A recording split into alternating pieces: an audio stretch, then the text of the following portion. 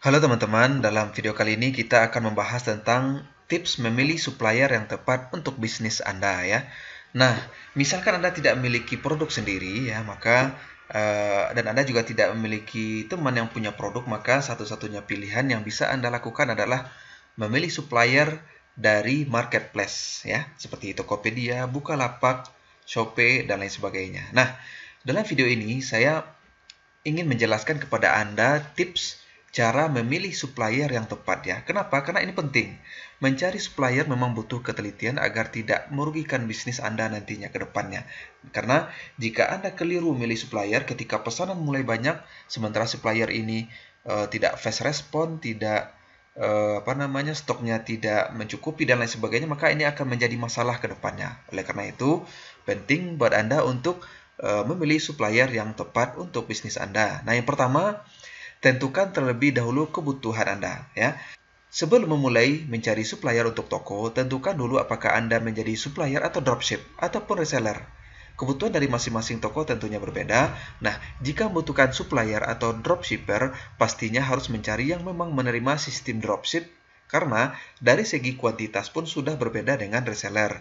Jadi, tentukan juga produk atau jasa apa yang akan dipasarkan sehingga akan memudahkan Anda untuk menemukan supplier yang tepat. Yang kedua, perhatikan kualitas produk ya. Nah, cara memilih supplier selanjutnya ialah memperhatikan kualitas. Kualitas menjadi salah satu faktor terbesar agar produk disukai oleh para pembeli. Para pembeli akan melakukan pembelian kembali hanya jika merasa puas dengan pembelian pertama. Maka dari itu, kualitas sangatlah penting agar bisnis bisa bertahan lama. Nah, sebagai tips, Anda bisa meminta produk sampel dari supplier ya, supaya mengetahui seperti apa produk yang ditawarkan oleh supplier atau langsung datang dan melihat produk, bahan baku, dan bahan jadi tersebut. Nah, misalkan Anda barangkali si supplier belum mengenal Anda, jadi mereka tidak mau ya memberikan produk sampel, Anda juga bisa membeli satu dulu ya. Anda beli satu dulu untuk melihat kualitas produknya. Nah, jika bagus kualitasnya maka Anda bisa lanjut. Nah, biasanya memang supplier ini tidak langsung kita kenalan, tidak langsung dekat ya, karena mereka juga butuh proses ya. Nah, barulah setelah Anda menjualkan produk mereka dan ternyata banyak yang terjual, barulah mereka mulai percaya kepada Anda ya. Nah, jadi seperti itu. Kemudian selanjutnya, perhatikan kebutuhan kuantitas. Nah, ini sangat penting. Karena hal ini penting untuk mempertimbangkan kebutuhan kuantitas yang bisa disuplai oleh supplier. Karena seringkali banyak supplier merasa mampu memenuhi kebutuhan pasokan toko Anda, tetapi karena beberapa hambatan atau ternyata alat yang sudah tidak memadai jadi penghambat pasokan barang. Jadi kebutuhan kuantitas juga perlu, karena jika supplier Anda stoknya terbatas sementara pesanan ke situs Anda sudah mulai ramai, maka ini menjadi kendala ke depannya. Jadi, pilih supplier yang memang memiliki kuantitas produknya cukup banyak ya. Kemudian pantau pelayanan dan kesigapan supplier atau eh, apakah si supplier fast respon atau tidak. Nah, karena ini penting ya. Nah, supplier dengan kesigapan serta cepat menanggapi pelanggan akan sangat penting ketika melakukan kerjasama. Pastinya akan menjadi sebuah permasalahan jika barang terlambat diterima. Proses produksi atau pemesanan konsumen jadi mundur dan tidak tepat waktu.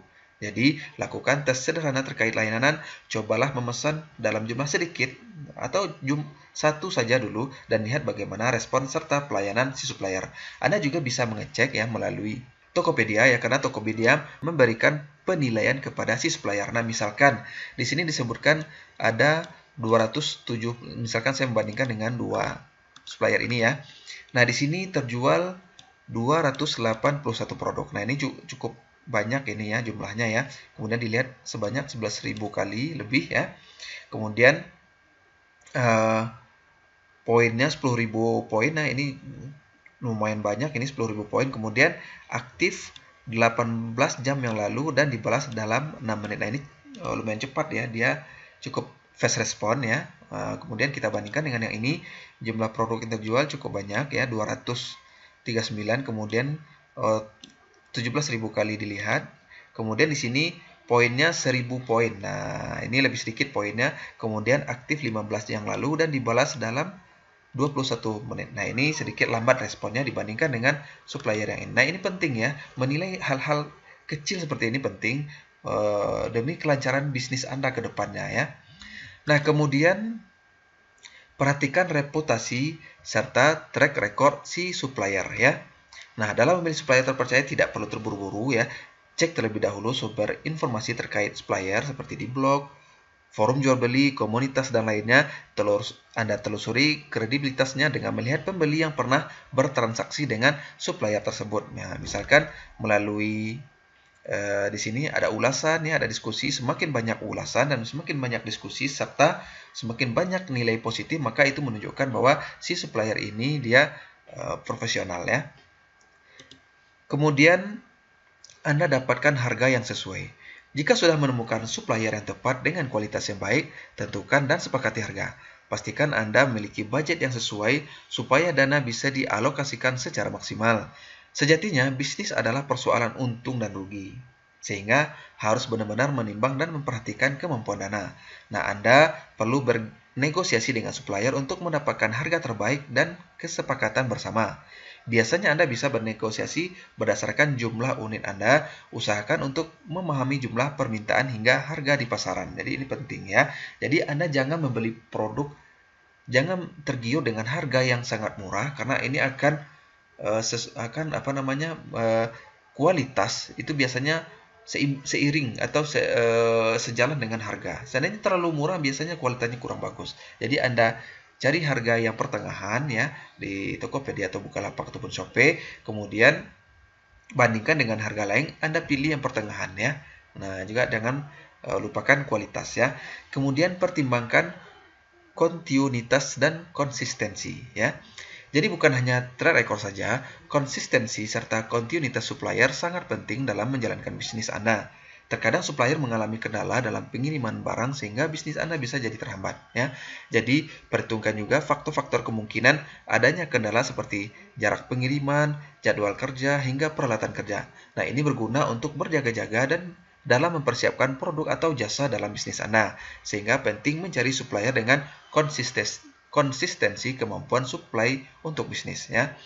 Nah, kemudian Anda perlu juga ketahui tentang kebijakan pengembalian produk ya. Nah, ketika bekerja sama dengan pihak lain, tentu ada beberapa aturan yang harus disepakati. Pelajari detail aturan dan kebijakan pengembalian yang berlaku. Jika terjadi barang cacat atau kerusakan ketika sampai, proses pengembalian jadi bisa diproses lebih baik. Dengan mempelajari prosedur pengembalian barang bisa membantu mencegah kerugian bagi Anda ya.